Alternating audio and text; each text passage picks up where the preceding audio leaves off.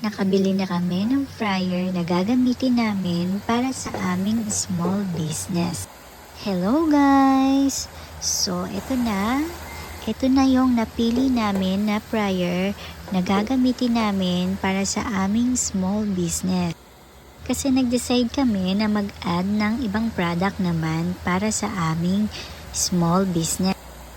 As you all know, ang tinitinda talaga namin ay more on milk tea and iced coffee.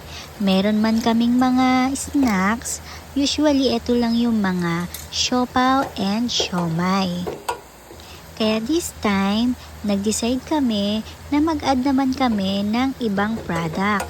So, ang naisip namin, magdagdag ng flavored fries. Aside sa flavored fries, plan din namin na mag-add ng flavored siomai. May mga pika-pika rin like fishball, kikiam, at squid balls. Well, sa pagpili ng fryer, Napagdesisyonan namin na may brand na ang aming piliin.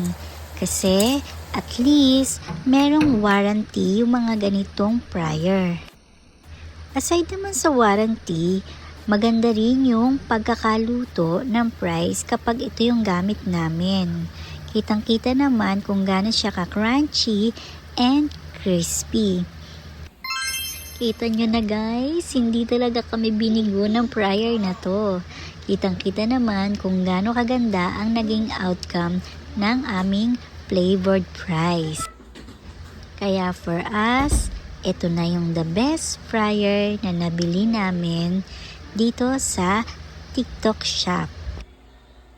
Kaya if you want to buy na fryer na katulad nito, click nyo lang yung yellow basket.